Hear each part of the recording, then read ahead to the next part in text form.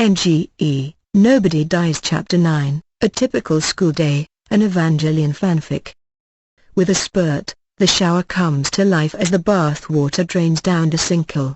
On Miss Katen Misato's suggestion, Asuka bought some shampoos and conditioners on her way back from Nerve. Maybe it was to get everyone mind off of how close they all came to dying yesterday. At least, she thinks, as the water runs over her. Dr. Ikari gave her the day off. Misato didn't. Both of them complained. Shinji was louder about it. They just saved the world, he said. Don't they get a day off? Sadly, they don't. She doesn't mind, though. Craning her neck, she turns under the nozzle. The back of her neck is still sensitive, after all these years. The skin is still thinner than it should be, from everything. Ritual takes over, and she rolls her shoulders, letting the water run down the grooves on her back and shoulders, her little secrets. She doesn't mind it. She doesn't mind it here. It can be scary, but at the same time. A shriek, followed by things thrown across the bathroom. The door slides open, the inordinately large warm water penguin running, waddling out before skidding the turn into the kitchen and into the freezer. Clad in a towel held up by her hand and willpower, Asuka skids into the kitchen entrance, as Misato sips a can of coffee and Shinji stares. Misato! Asuka screams, what a swat is. That was Pen, Misato says, he's my other roommate. He doesn't come out a lot when it's warm, so you haven't met him yet. Shinji stares, wooden spoon half submerged in the pot of miso. Okay, Asuka says, tying the towel around her and sweeping back her hair, I'm going to finish showering. Is breakfast almost ready? Yep, Misato responds, turning back to the newspaper, don't let it get cold. Sliding sideways, she disappears behind the corner and the bathroom door once again closes. Humming to herself, Misato continues scanning the newspaper, before finally reaching out and snapping her fingers in front of Shinji's face. He snaps back to awareness, and face red, turns back to preparing breakfast. Good man. Chapter 9, The Typical School Day. The middle school uniforms are garish at best, and fetish fuel at worst. Consisting of a blue skirt, white blouse and thick suspenders, it became quickly obvious to the common watcher of the middle school that whoever designed those garish things were trying to emphasize the legs of the female students. When questioned about the design decisions, the tailors who thought up the school uniforms wisely avoided directly answering the question of why, and very courteously apologized to Dr. Ikari before running for the next city. The high school uniforms make a little more sense. A plaid skirt, white blouse, and blue blazer give an air of sophistication and a level of elitism despite the fact that every child of appropriate age in Tokyo 3 goes to the same school. This is partially because the population of Tokyo 3 is measured in the 100,000s instead of millions, and also because every child of 16 and lower is a potential EVA pilot. Red hair cut to the shoulders, green eyes alight and a smile on her face. The newest student her hands clasped behind her as she introduces herself. My name is Mana Kirishima, she says, it's a pleasure to meet you all. Walking from the front of the room, she takes the seat next to Asuka, grinning from ear to ear as the other girl shifts in her seat and returns it, more subdued. The teacher begins droning as Mana unpacks and opens up her laptop, loading up programs and blithely surfing the internet. Next to Asuka, Shinji half pays attention and half looks at email, and Asuka leans over, looking over her shoulder. Who's that? She whispers. Yoki, he says with a grin, an old friend. A pen pal of mine from a few years back. She leans closer. He shifts in his seat as her hair falls over his hand, her head now blocking his view of the screen as he sits back and rolls his eyes. As she reads the email, his eyes wander down, catching something out of the corner. Through her thick mass of strawberry red hair, he catches a sight of something red, like part of a circle and Ikari. So. The two look up. Squeaking, she she sits ramrod straight as the two find themselves subject to the angry gaze of the teacher and the disappointed, annoyed glare of Hikari. "I will not have you disturb this class," the teacher states. "If you are bored, mask it at least as well as Suzuhara does. Now step outside and hold the buckets." "I'm sorry." "You don't have to be. I'm sorry I got us both into trouble." "Really, you don't have to be." "But I'm really sorry." "I know." "Really, I'm sorry." Hee. Asuka almost falls off the bench at the lunch table as the two pale hands fall on her shoulders. Sitting across from her, Shinji sighs and glares at Rei, who grins as she wraps her arms around Asuka's shoulders. "What you doing?" "We're having lunch," he says. "Want to join us?" Grinning, she sits next to Asuka, taking out her lunch bag and plopping a rolled mound of paper, dripping with something that he hopes he grease in front of her. Unwrapping it, Asuka watches with saucer-large eyes as Red tries to fit the Subway sandwich completely in her mouth, much like how a snake detaches its jaw before swallowing prey whole. Asuka turns back to her salad and fried fish, trying to zone out the sounds which are a cross between an enjoyable lunch and savanna predators digging into a gazelle. "I hope we didn't get into too much trouble," she says. "I wouldn't want to make Hikari upset." "I've seen her upset," Shinji says. "She isn't upset." "So, what are you doing after school?" "Well, Dr. Hikari doesn't need me today," Asuka says with a small smile, "so I was just going to go back home and study." "Me, Tsuji, and Ken were going to the arcade," he says with a shrug. "You're welcome to join us." A pained, loud swallow, followed by an unwomanly belch. Shinji stares, Asuka shrinks, and Red dabs the edges of her lip with a napkin before giving her stomach a satisfied pat. He has seen things. He has seen things that would boggle the mind. Never before, though, has he seen Rate. Scenes like this bring him a step closer to understanding why people have drinking problems. Re says with a wide, toothy grin. "So you're free this afternoon?" They both nod. "That's great-tastic," Re announces, clapping her hands together. "That means you can help me." Shinji and Asuka stare at each other, then back at Re. Taking his life into his own hands as he does more and more these days, he sighs and speaks. "With what?" Re grins. It is a pleasant, and yet at the same time horrifying sight.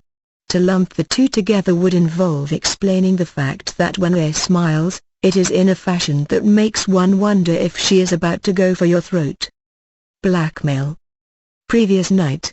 Shinji and Misato are asleep, and even if she doesn't complain about it, both have realized that Asuka is not one to fall asleep easily or gently. Sitting on the bed in her pink nightgown, propped up on pillows with a doll in her lap, she sighs. It is not a dramatic sigh, or a sad sigh. It is just a sigh, as she once more tries to receive guidance from her eldest friend. "I wonder." "About what?"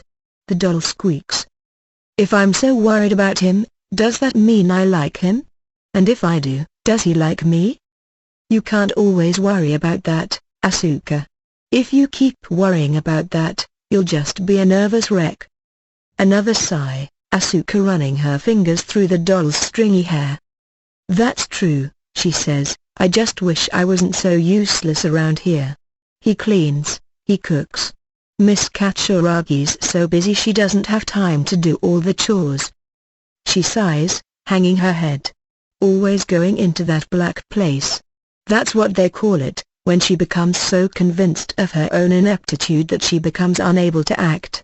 Her keyword, useless, the same word Mother always uses when she gets angry at her. How she's always a useless little girl. "It's all right to spend time doing nothing," the doll squeaks. "But why don't you ask if there's something you can do?" "If I do, he'll just smile, tell me he has it under control," she says, a small blush creeping on her cheeks. "He always does that." "Why does he do that?" "Why do you think he does?" Her cheeks flush bright red. "What do we call it when someone wants to wait on you hand and foot?" They flush brighter, and with a small, unsteady smile, she lies back on the bed, holding the doll at arm's length above her.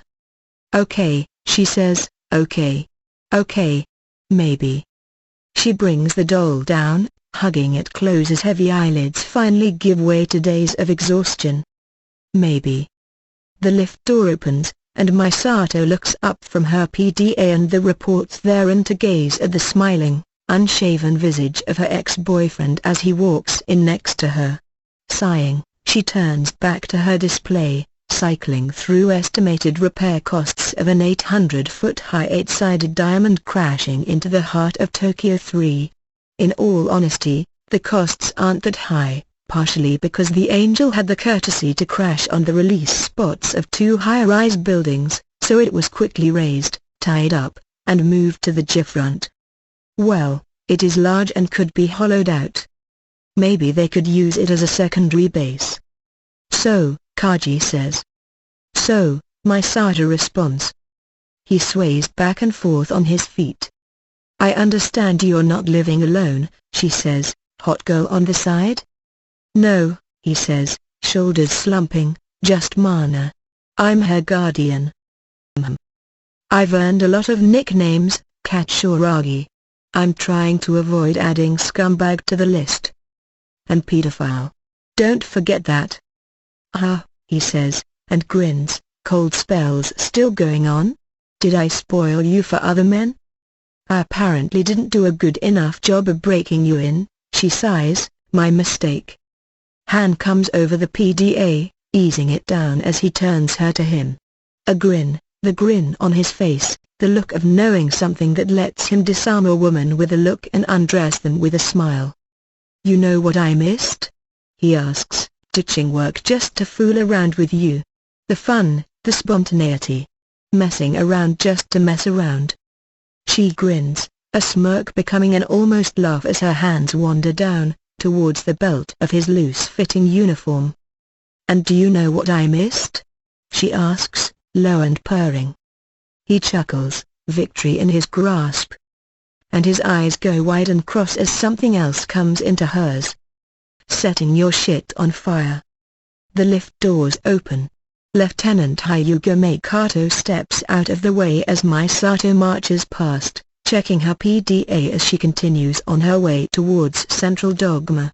Staring after her for a moment, he turns to the lift to find Special Inspector Kaji leaning against the cab's railing, one hand between his legs and breathing heavily. Shakily, releasing his aching manparts, Kaji raises a hand and gives the confused lieutenant a shaky thumbs up. "Worth it."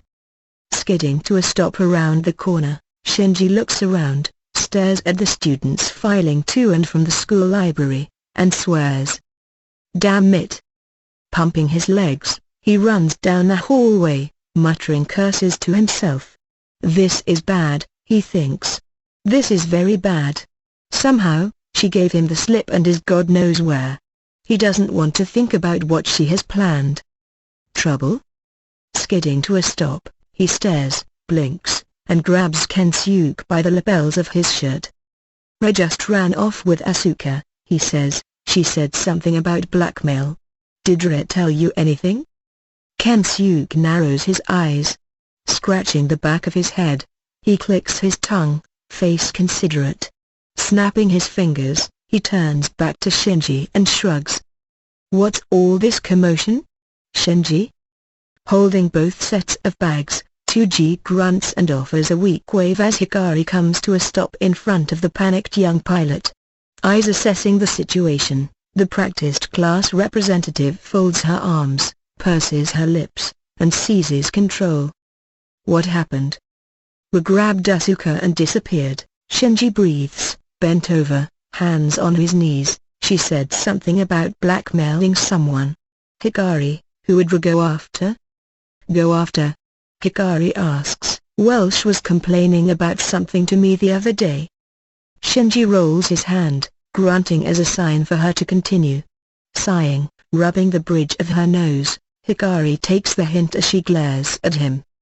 "Okay," she says, "before you arrived, there was the scare over another angel, the one before the green one. Because of the scare, the parents protested about the safety of the school and the principal cancelled the winter solstice dance. Was upset because that would have been next week. Why, I don't know. But when I talked with her this morning, she said she had an idea about sweetening the pot. Does that make sense? A pregnant pause, followed by the 4 students and friends staring at each other.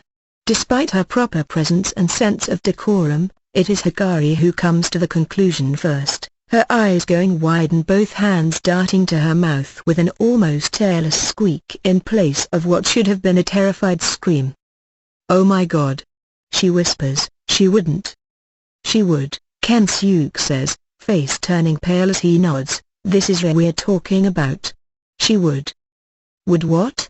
Shinji asks, grabbing Kensuke by the shoulders. "What is Re doing? What is she going to do?" Hikari grabs Shinji by the shoulders, spinning him to her. "She's going to sell Asuka to the principal to put the dance back on," she screams. "This way." Grabbing him by the wrist, she runs, dragging him with her. Grumbling, Tsuji runs after, Kensuke close behind. Watching from around the corner, Mana raises an eyebrow. Raising her left wrist to her face, she taps the face of the watch, the digital display forming into the JSSDF logo and clicking onto a phone symbol. "It's me," she says. "I need profiles of the pilots. Psyche, physical. Especially the third and So's daughter. I think something's going on with them." Ritsuko Akagi looks up from her cup of coffee and status report for Unit 00 to find a pair of hands wrapping around her waist and a stubble-laden jaw against the back of her neck. She doesn't mind, per se, but is amused that he still completely lacks the sense of decorum to leave the bedroom in the bedroom and the office in the office. "You've lost weight," Kaji says. "That's because I've been having round-the-clock sex with your ex-girlfriend." Eyebrow raises. His hands release as if burnt, and the door to the lab opens to find Misato leaning on the doorway, eyes narrowed and growling. "Misato was right," Ritsuko says, turning back to her coffee. "You really are easy to f__ with." "Very funny, Ritz," Misato grumbles, walking in and glaring at Kaji. "What do you need, Inspector?" "Believe it or not, I'm here on business," Kaji says with a sigh. "Since Jet Alone's going to be housed in the J-front, I had to drop off maintenance specifics with Ritsuko before I headed to the school to pick up Mana." "Rigged," Misato drones, the feeling her up was an added bonus. Ritsuko laughs, sharply, the brunette scientist turning back to the reports and snatching the folder out of Kaji's hand. "I don't know who to get pissed at," Misato grumbles, "Kaji for hitting on you, or you for constantly bringing that up." Kaji raises an eyebrow.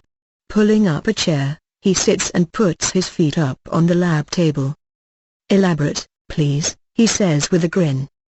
"Misato's upset," Ritsuko says, taking the tone of a teacher to a small child, "because I keep mentioning that time in college we both got really drunk and had sex." Misato palms her face, groaning. Kaji goes silent, both eyebrows rising as far as they will go. Silently, his mind whirs, contemplating the information. "I don't believe you," Misato mutters. "Believe it or not, it happened," Ritsuko sighs. "You place too much importance on physical actions, Misato. I just like having blackmail material on you." Sighing, she takes the folder, humming to herself as she grabs her coffee and walks out. Pausing in the doorway, she looks up, looks down, and finally takes Maya's shoulder and gently moves her to the side, walking past her and into the hallway. Asuka was articulate, managing to keep her stutter under control during the entire presentation. Using her laptop and the phone lent to her by Nerve, she used the built-in projector to display the lower-than-expected costs of repair to Tokyo 3 due to the fact that 2 of the last 4 Angel attacks were well outside of city limits, and the last one only damaged a small section of the city. Therefore, the expenses of insuring and protecting the school building for the event would easily be covered by the extra money in Nerve's repair budget, thus allowing the dance to be held as on schedule.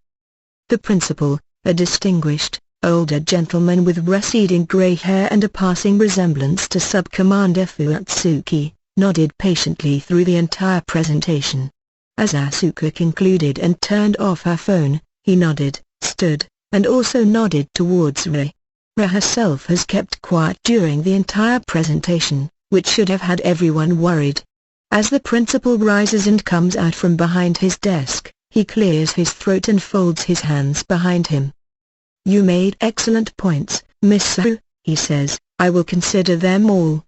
If you can get me in touch with someone in Nerve's financial department, I can exchange numbers with them and see if this is feasible." She nods, bowing. Cheeks flush red as she smiles, pride welling inside her for a brief moment. "I understand you're from Germany?" the principal asks. "Why yes," she responds.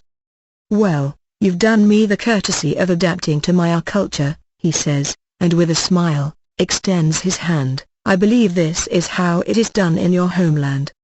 He walks forward, hand extended as she stands straight and beams.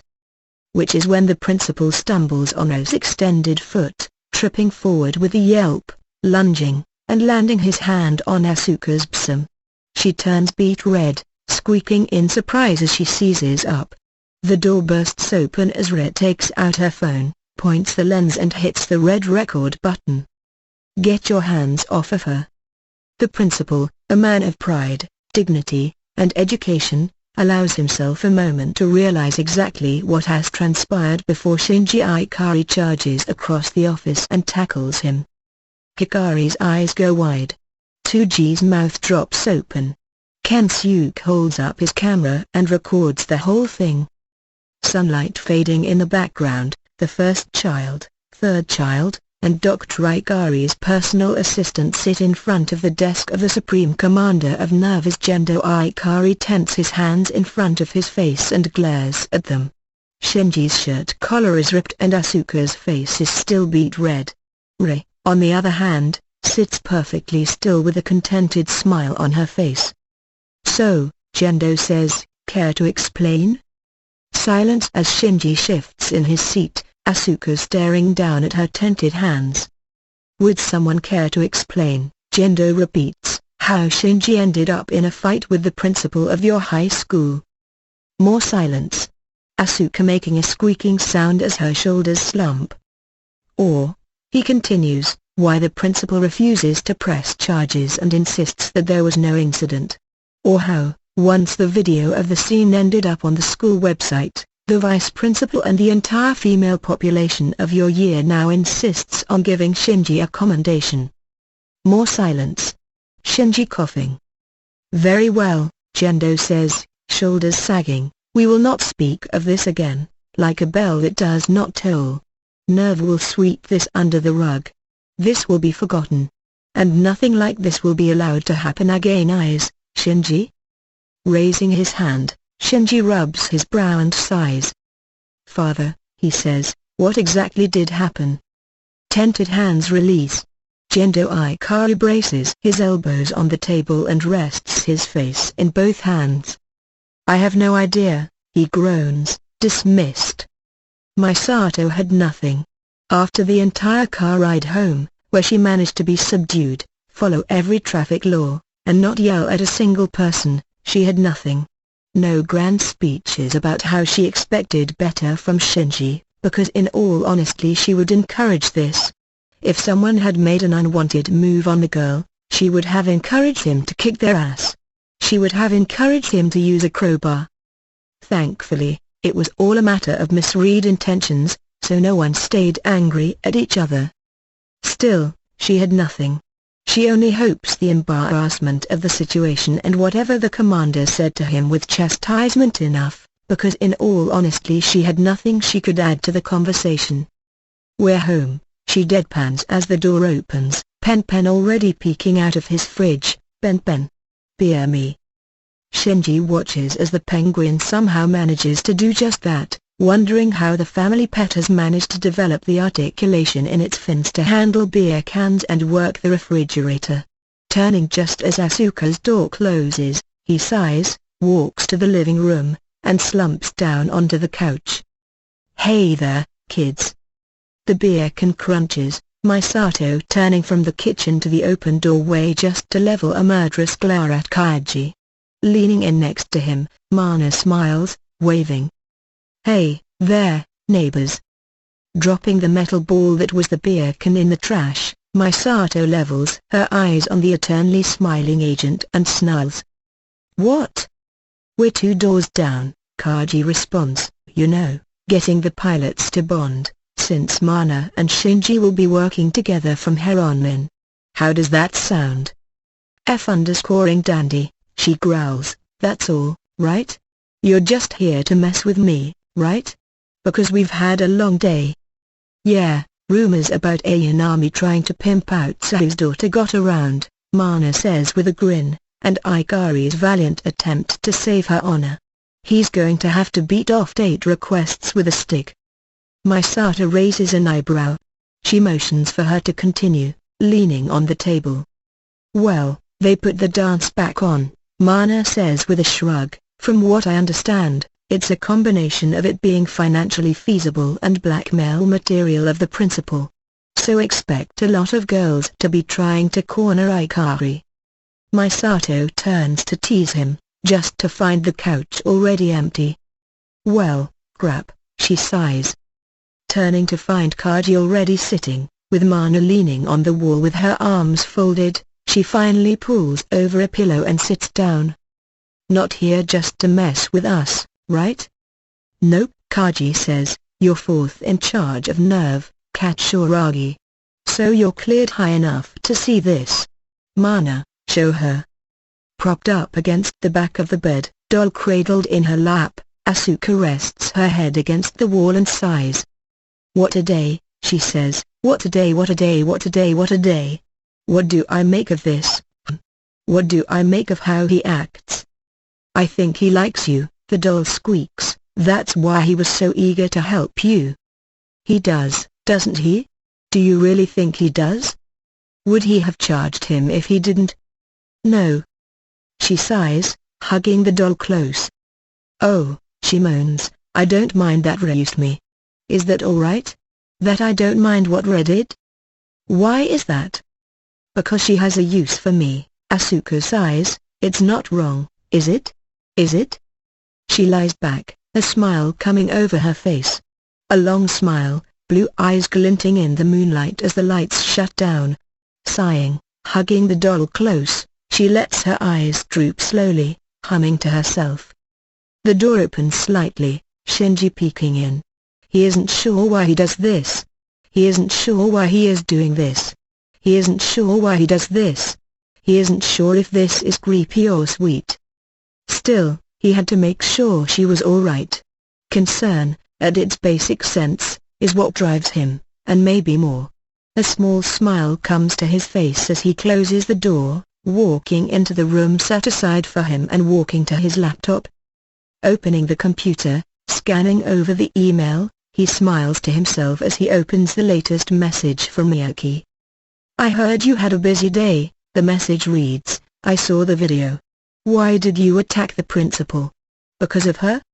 Yeah, he writes back, I don't like seeing her hurt, I guess. I don't know how to put it otherwise.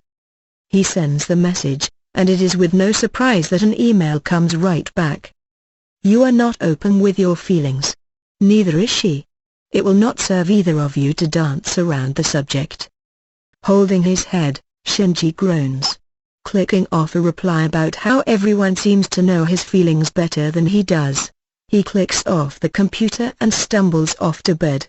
Clicking off the lights and folding his hands behind his head, he watches the spinning ceiling fan as he tries to sleep. I really need to get a new stat player. The door of the Ikari apartment opens, and Rei comes face to face with the glare of Hikari Hiraki. The class representative folds her arms, narrowing her eyes as Rei grins, tipping back and forth on her heels. So, Hikari says, you mislead everyone. You brought along Asuka to shore up her own sense of self-worth, giving her a chance to show actual competence. However, the way you brought her along gave Shinji the impression you were planning something unseemly. Yep. Additionally, Hikari continues, "You then played to the principal's pride, tripped him to put him in a compromising position, and then took pictures of him groping Asuka, as well as Shinji attacking him, in order to blackmail the principal to put the dance back on." Ren nods, grinning wider. So, Hikari says, Asuka now has an even higher opinion of Shinji, having seen him attack someone to defend her. He is also now practically worshipped by the female population of our class, which means when those two show up as a pair, she is going to be envied by everyone. More or less, Rei says, stretching her hands above her head. "What do you think, Hikari?" Hikari's face splits in a grin. "I think our plan worked brilliantly.